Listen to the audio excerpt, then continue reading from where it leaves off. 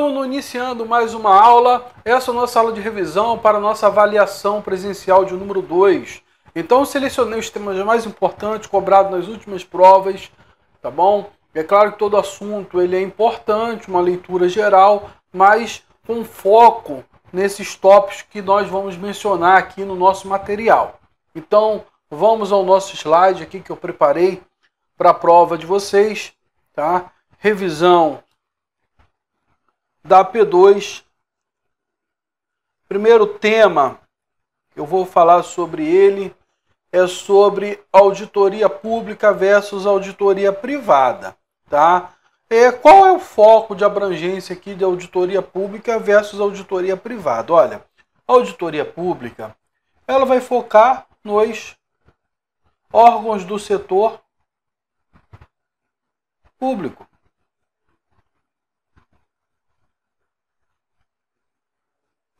Vai ser realizado aí, tá, pelas entidades de controle interno, controle externo das diversas entidades. A auditoria privada, ela vai ter um foco, tá, nas entidades privadas e vai ser realizado por empresas privadas, tá, de auditoria, ok? Então essas entidades privadas vão ter por base ali as normas do Conselho Federal de Contabilidade, as normas brasileiras de contabilidade, tá? Os diversos normativos ali que as entidades, principalmente as SAs, têm que cumprir referente ao requisito de auditoria, porque existe uma obrigatoriedade com as SAs.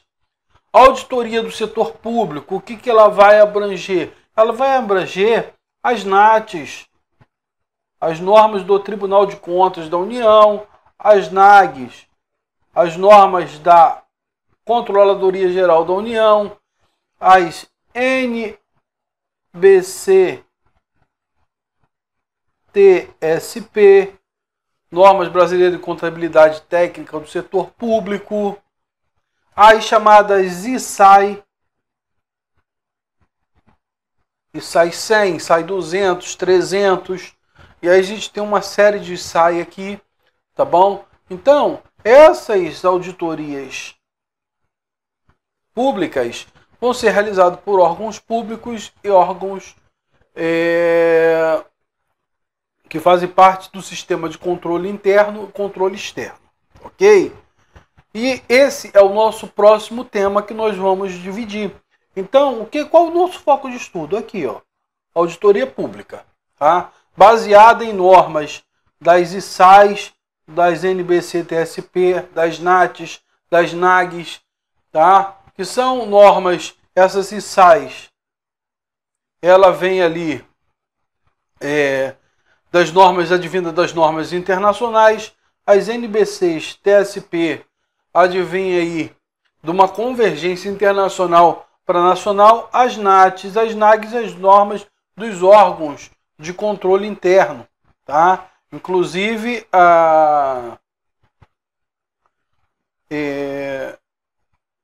o TCU é a Controladoria Geral da União, ok? Pulo aqui. Então, não vou falar aqui somente no âmbito público, tá? Da auditoria pública.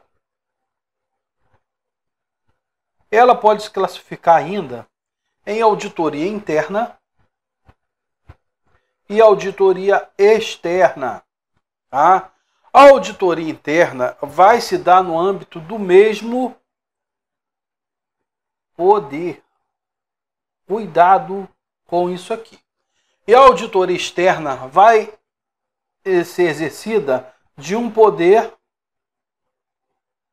sobre outro poder. Ok?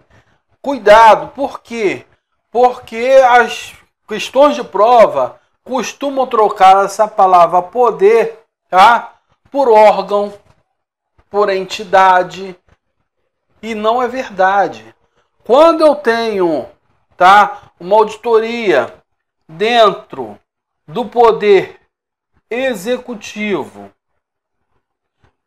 sobre outro órgão do poder executivo, eu tenho uma auditoria o quê? Interna. Quando eu tenho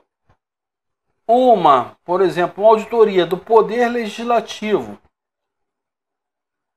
sobre o poder executivo, eu tenho de um poder sobre o outro, eu estou falando da auditoria externa. Então, muito cuidado com esse conceito aqui, porque ele costuma cair muito, tá? Isso aqui vai separar as nossas ações referente a isso. Tudo certinho? Podemos prosseguir? Então, vamos prosseguindo aqui. Auditoria financeira, auditoria operacional e auditoria de conformidade. O que vai abranger cada tipo de auditoria? Olha, a auditoria financeira ela pode ser classificada de modo específico e de modo amplo. O que normalmente a auditoria financeira, tá? Ela vai se preocupar. Ela vai se preocupar com ali a parte dos lançamentos contábeis, tá? Então ela vai se comportar em diversos lançamentos, que pode ser da parte contábil, parte financeira, da parte orçamentária,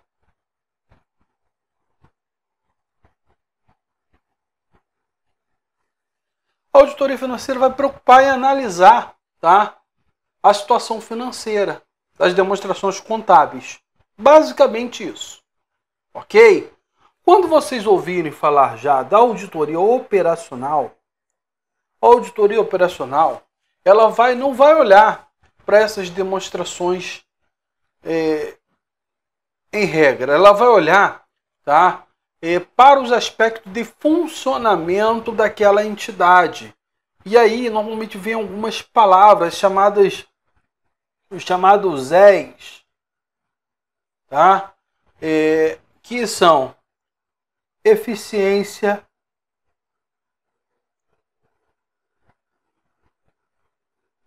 eficácia, efetividade,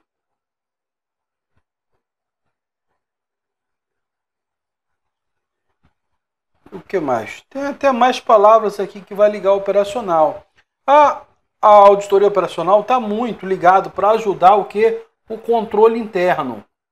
Ela olha para dentro da empresa, vê se o funcionamento daquele setor público está de acordo com um funcionamento desejável. Ela vai olhar ali para mensurar, tá, os custos e tentar reduzir ao máximo esse nível de despesa, ou seja, trabalhar com eficiência. Ok? Ela vai olhar ali buscando um determinado resultado, uma forma de trabalho interno daquela entidade. Então, ela vai se pautar muito na ajuda no controle interno. Ela vai olhar o que? Para as atividades. Ok? Então, a auditoria operacional vai olhar para isso. E a auditoria de conformidade? A auditoria de conformidade, ela vai olhar, ok, para a legalidade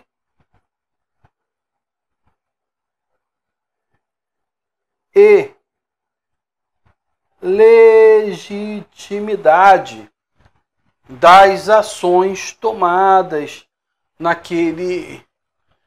num determinado processo, numa determinada ação. Então, a auditoria de conformidade está muito voltada para o aspecto legal das atividades que estão sendo realizadas. Tá?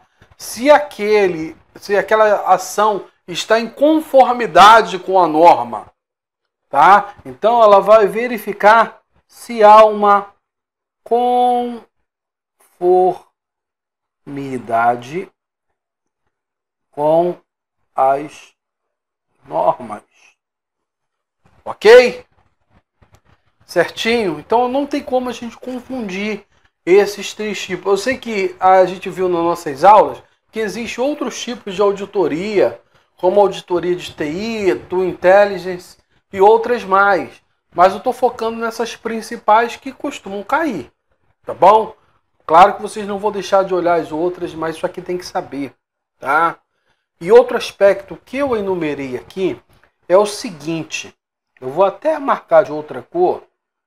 Essas auditorias, elas podem ser realizadas simultaneamente. Vou repetir aqui, podem ser realizadas simultaneamente. Por exemplo, a CGU ela quer realizar uma auditoria em determinado órgão. Ela vai ter que realizar a financeira para depois operacional, depois de conformidade? Não. Elas podem ser realizadas de forma simultânea. Ok? Certinho? Captamos aqui? Vamos para o próximo passo aqui. Teste de observância e teste substantivo. Tá? O teste de observância ali são aqueles empregados pelo auditor, fim determinar o quê? Se os procedimentos internos determinados estão sendo o quê? Cumprido, tá? Então, o teste de observância, ele vai estar ali buscando uma segurança, tá? Dos procedimentos de controle interno, ok? Ele vai estar olhando ali para os procedimentos internos se está sendo cumprido de maneira efetiva, tá? Já o teste substantivo, tá? É quando o auditor busca obter provas suficientes convincentes das transações. Tá? São imprescindíveis em trabalho de auditoria. É por meio dessa aplicação, tá? Correta, que o auditor obtém o quê? As evidências. Tá ok? Então, são dois aspectos gerais. A observância vai ver se os aspectos estão cumpridos. São um aspecto mais amplo. A observância é bem mais ampla. E o substantivo é na busca, tá? É na busca de provas e evidências. Tá ok? Então aqui, ó.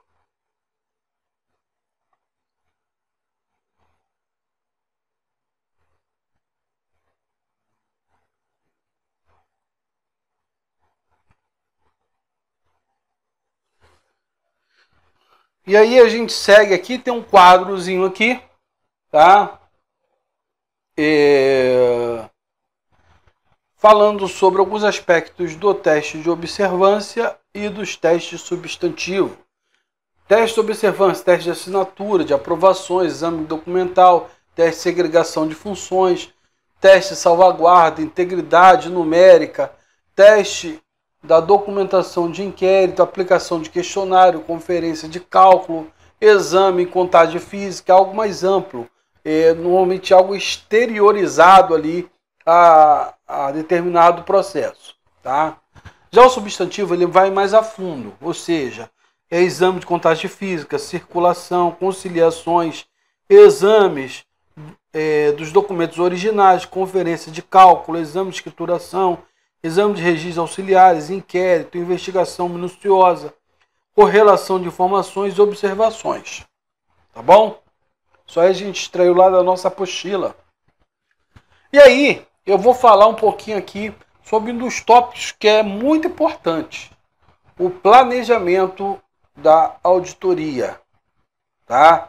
Esse planejamento ele começa a ser produzido sobre dois aspectos. O primeiro é um aspecto estratégico, o segundo aspecto operacional. Tá? O estratégico é aquele que a gente define o escopo, objetivo e abordagem da auditoria. Tá? Então o escopo o que é? Delimitação do objeto a ser auditado e dos critérios utilizados na avaliação do objeto, estando diretamente relacionado com o objetivo. tá bom? E o que é o objetivo? O que a auditoria pretende alcançar, tá? Eu vou realizar determinado tipo de auditoria porque há uma evidência, tá? Há uma suspeita de determinada fraude licitatória. Então vou analisar aquele objeto, aquele caso concreto, com busca a verificar a legalidade dos atos e demais situações referentes àquelas licitações que foram realizadas, objeto da denúncia. Abordagem: a definição dos procedimentos para a coleta de informações e evidências de auditoria, ou seja, de que forma eu vou abordar esse tema, tá? Então, esse é o aspecto estratégico, ok? É o aspecto que eu estou delimitando como que eu vou realizar a minha auditoria. É macro, tá? Agora eu tenho um aspecto operacional. E esse operacional vai delimitar, tá, diversas situações que vai ocorrer no trabalho de campo. E aí nós temos cronograma de ação, período de atuação, extensão dos procedimentos de auditoria, assim como a equipe irá atuar nessa auditoria, informações.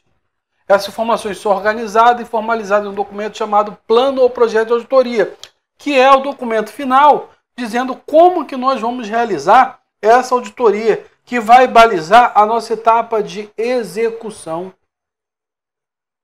de auditoria. Então, essa parte operacional ela vai se materializar no plano ou projeto de auditoria, que vai servir de base para a gente fazer ali o nosso trabalho de campo, a fase da execução, ok? Então, a auditoria ela é dividida em 3 partes, né? A auditoria ela é dividida em planejamento, depois vem a execução e, por último, o relatório. Autor que inclui uma 4ª fase aqui chamada monitoramento. E outros já dizem que o monitoramento fazem parte da fase do relatório. Ok? Então, para cada norma, para cada autor, há essa divergência aí que a gente não vai abordar aqui, mas é importante saber. Então, nós estamos falando dessa fase de planejamento, onde há esse aspecto estratégico, onde há esse aspecto operacional, com a finalidade de que a execução seja feita de forma correta. Ok? Tomar cuidado com uma coisa. Na fase de planejamento, pode haver falhas de previsão de alguma situação que eu só vou encontrar na fase de execução. Então, planejei uma coisa, cheguei na fase de execução, vi que houve alguma falha, a qualquer tempo eu posso refazer o meu planejamento. Ou seja, eu estou aqui na execução, identifiquei uma coisa que não estava prevista. Estou lá procurando, tá? Tô fazendo um determinado tipo de medição e verifiquei um determinado fraude naquele aspecto, naquela auditoria, naquele objeto que eu estou auditando. Claro que eu não vou sair para uma outra coisa, um outro campo que nada tem a ver com a auditoria. Mas o que acontece? É dentro da mesma situação e eu vi que um determinado tipo de prova que está subentendido ali, que eu posso obter para ter eficácia minha auditoria, para ter uma segurança razoável, na fase de execução, eu não previ aqui no planejamento. Eu posso, ainda na fase de execução, refazer essa parte de planejamento. Ok? É claro que com a ciência do órgão, com a ciência do responsável, tá? Por essa auditoria. Normalmente tem um coordenador que é responsável pela essa auditoria. E aí sim, de forma legal, eu vou alterar, às vezes, o escopo ali daquilo que eu estava... Vou alterar não, vou incluir um determinado tipo de procedimento que eu não previ e que eu só detectei na fase de execução. Então, muito cuidado com isso. Elaboração do planejamento abrange diversas etapas, quais sejam. Então, a gente tem que entender essas etapas e a ordem, tá? Então, primeira etapa, normalmente, providências administrativas preliminares, emissão da portaria de fiscalização, tá? Depois, nós vamos ter análise preliminar do objeto da auditoria, uma visão geral, inventário de riscos e controles, elaboração e validação da matriz de planejamento. E, como eu deixei marcado aqui, eu tenho que saber o que é matriz de planejamento, tá bom? De forma mais detalhada. Elaboração dos demais papéis de trabalho, teste piloto e elaboração do plano ou projeto de auditoria, que é o projeto final, que vai seguir o quê? Uma estratégia global de auditoria. Então, utilizo a estratégia global de auditoria, tá? Como fundamento, como item essencial para produzir o meu plano ou projeto de auditoria. Informação importante também para a prova dos senhores. Ok? Então, a gente segue aqui, tá? E aí, nós vamos falar aqui, tá? A gente não tem muito a falar aqui dessa portaria de fiscalização. E a gente vai seguir para análise preliminar e vamos ver cada tópico desse aqui abaixo. Então, da portaria, eu vou falar aqui. A portaria é aquela fase ali, pessoal, em que a gente vai definir a nossa equipe, tá? O que é ideal? Se eu vou utilizar essa auditoria numa área temática, é que eu tenha pelo menos um especialista naquela área. Se é mais de uma área, é que eu tenha um especialista para cada área, tá? E então, o ideal é que, no geral, todos da equipe se complementem a fim de cumprir o objetivo de toda a auditoria. Tá? Então, a gente não pode, eu não posso ir lá para a auditoria, por exemplo, financeira, sem entender nada de finanças governamentais, ok? Eu tenho que entender o mínimo daquilo ali, o mínimo não, tem que entender a fundo aquilo ali para poder cobrar. Senão, se a gente chega lá no órgão, aquela pessoa não vai. Ah, eu não entendo, eu sou o coordenador, mas eu vou nomear uma pessoa que tenha amplo conhecimento ali. Eu vou para uma auditoria de licitação, eu tenho que ter alguém ali com capacidade técnica de avaliar aquela licitação. Até porque a lei prevê diversos aspectos normativos que, se a gente chegar lá, às vezes o operador que trabalha naquele setor de licitação sabe mais do que quem faz a auditoria. Então, é nesse aspecto aqui que a gente começa, tá, a trabalhar essas providências administrativas preliminares, a fim de que de iniciar a auditoria, tá, através da portaria de fiscalização, ok? Então aqui há essa auditoria, essa portaria de fiscalização, tá? E há também a portaria de nomeação ali da equipe, tá? Então a gente segue para o tópico 2, ó, e a gente vai olhar tópico a tópico aqui. Análise preliminar da auditoria, tá? Visa aí a construção da visão geral. O que a gente vai fazer? Consiste em adquirir informações sobre a instituição a ser auditada, ou seja, eu vou chegar naquela instituição, o que ela faz de fato? Eu tenho que compreender isso, ok? E aí eu vou analisar a legislação aplicável, as normas de instruções específicas aplicadas àquele determinado objeto, àquele determinado órgão. Tá? Então, por exemplo, eu vou fazer ali uma auditoria de licitações, tá? Em determinado órgão. Aí eu estudei toda a lei de licitações e contratos. Mas se eu não olho a empresa, às vezes ela tem ali, tá? Um contrato de gestão com o Ministério do Planejamento. E se ela tem esse contrato de gestão, a lei de licitações prevê que o limite de dispensa de licitação para ela é dobrada. Aí eu não estudei, aí eu não olhei. E aí eu vou ter um problema. Por quê? Porque eu vou cobrar às vezes o limite no meu relatório e eu vou passar vergonha porque eu não entendi a legislação daquele órgão, como que ele está estruturado. Então é importante tanto a legislação do objeto quanto do órgão. Eu tenho que entender o organograma, fluxograma, rotinas e manuais daquela auditoria que eu vou realizar, naquele determinado órgão, programas e ações gerenciados, planejamento estratégico operacional, os resultados dos últimos trabalhos realizados, ou seja, houve auditoria anterior, o que foi mensurado lá, o que foi pontuado, foi corrigido, não foi corrigido, as diligências pendentes de atendimento, ou seja, houve uma diligência anterior, houve uma recomendação, mas a recomendação não foi atendida. Por quê? Qual é a causa? É algo justificável? Não é justificável? As contas dos últimos exercícios, ok? Para eu também compreender o acompanhamento daquele trabalho. Então aqui é a análise do objeto preliminar da auditoria, tá? Ah, professor, isso aí a gente faz como? Normalmente a gente solicita o órgão, exatamente para a gente já chegar na fase de execução tendo ciência. Então aqui vocês estão solicitando informações para planejar a auditoria, ok? Aqui vocês não estão, por exemplo, tá olhando as diligências pendentes de atendimento, vocês não estão executando nada, não vão iniciar o processo de execução.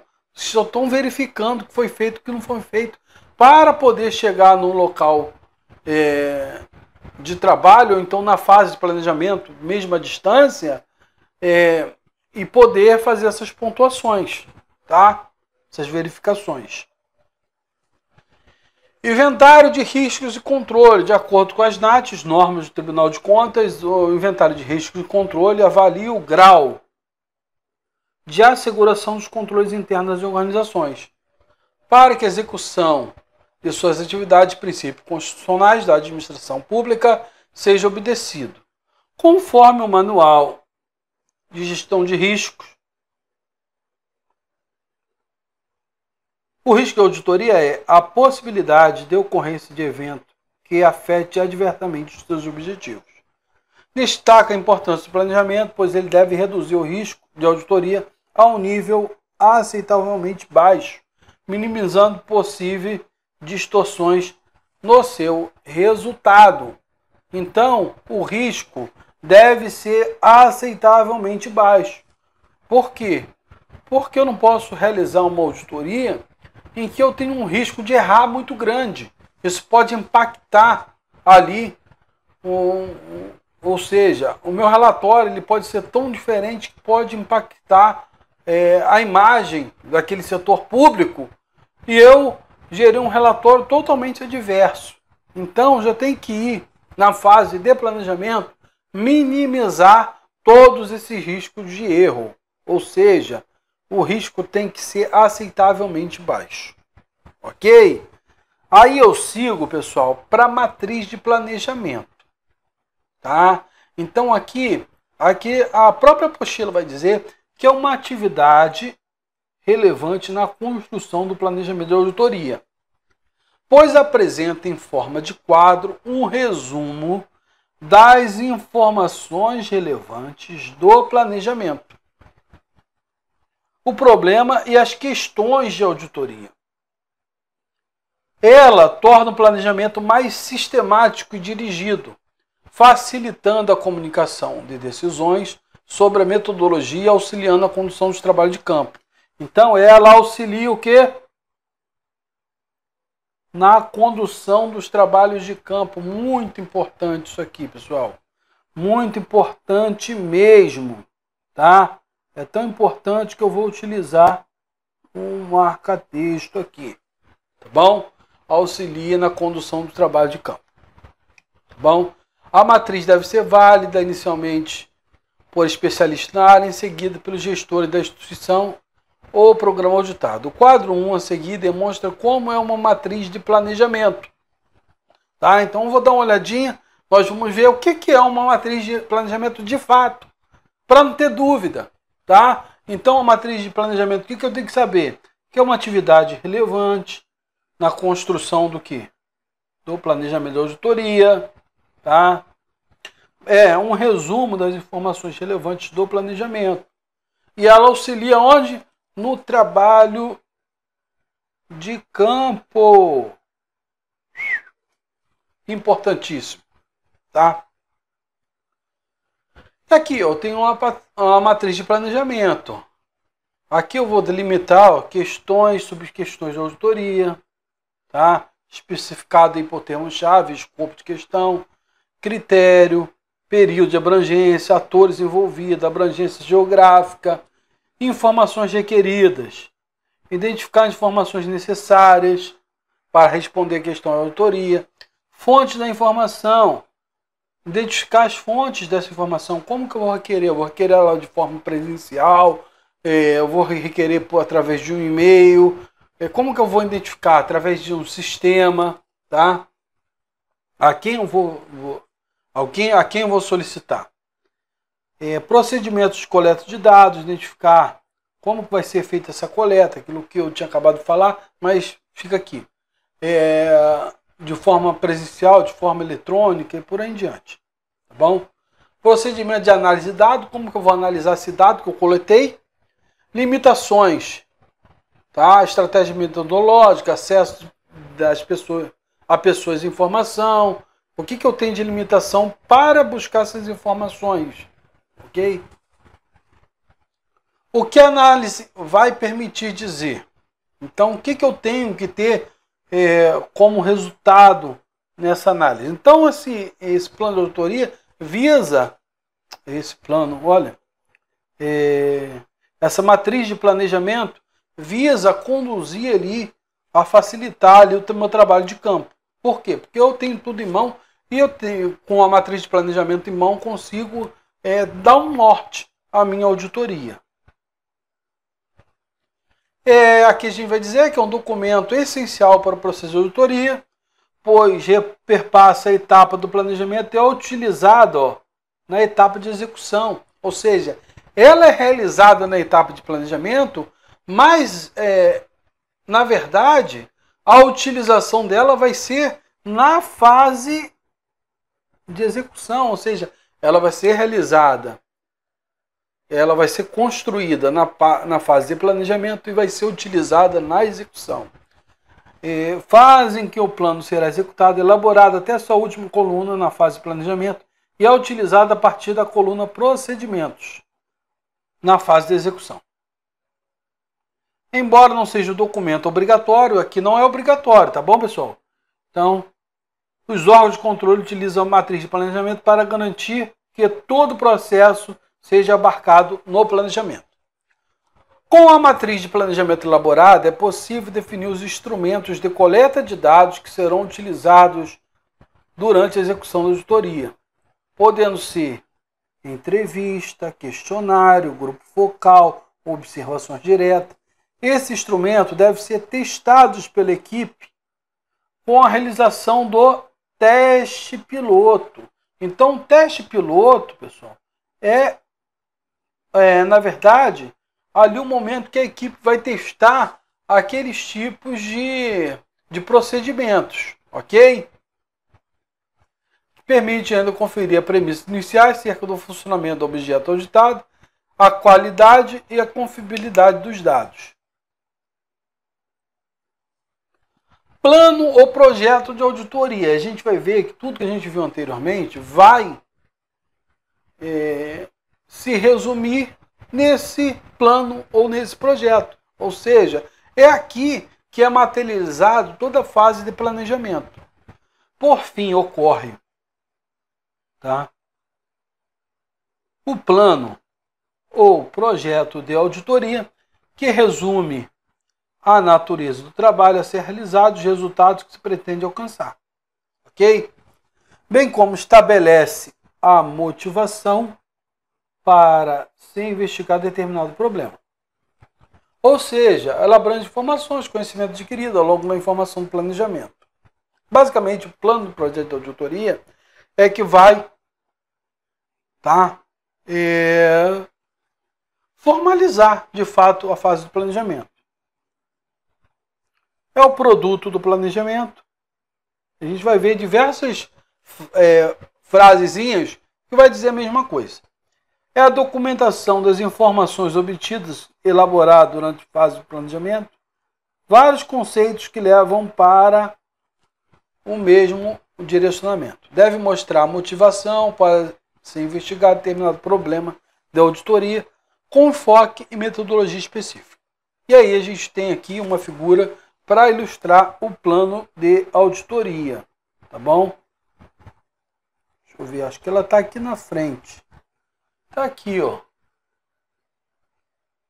Mas a gente tem um slide mais aqui porque a gente vai falar sobre uma recomendação do TCU sobre esse plano que contém esses itens aqui, ó, descrição sucinta do objeto, os objetivos do trabalho, questões a serem investigadas, procedimentos a serem desenvolvidos, resultado esperado com a realização da auditoria, a matriz de planejamento, que resume as informações centrais do objeto. Então aqui, muito importante, conceito de matriz de planejamento, cronograma proposto, trabalho e estimativa de custos, inclusive de contratações de especialista quando for o caso. Ou seja, eu vou fazer uma auditoria no setor público que eu não tenha nenhum especialista no caso, eu tenho que fazer com a contratação de um especialista naquela área. Então, se eu não tenho no órgão público, eu tenho contratado pelo setor privado. E eu tenho que verificar se o custo ele é benéfico para o setor público. Ou seja, eu não posso ter um custo maior da auditoria do que ali a prevenção que eu busco realizar. Ok? Aqui nós temos aqui um quadro, isso aqui tem na apostila de vocês, tá? Sobre essa fase, tá? Do plano de auditoria, sobre o que é o plano. Então ali objetivo, objeto da auditoria, questões a serem investigadas, procedimentos, resultados esperados, matriz de planejamento, cronograma, estimativa de custo, tudo isso apontado lá pelas normas do TCU. Tá bom, pessoal? Aqui nós saímos da fase de planejamentos e entramos na fase de auditoria, tá? A transição entre a fase de planejamento, execução e auditoria ocorre de maneira discreta, pois ambas envolvem análise e avaliação de dados e informações.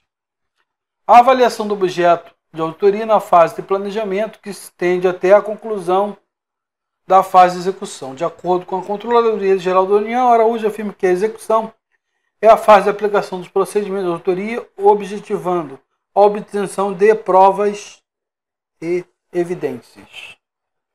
Muito importante, tão importante que eu marco aqui com a minha caneta marca-texto. Provas e evidências. Então, quando eu falo da fase de execução, eu estou buscando provas e evidências. Opa! Tá tão feio aqui que eu vou apagar. Deixa eu voltar aqui com a minha caneta.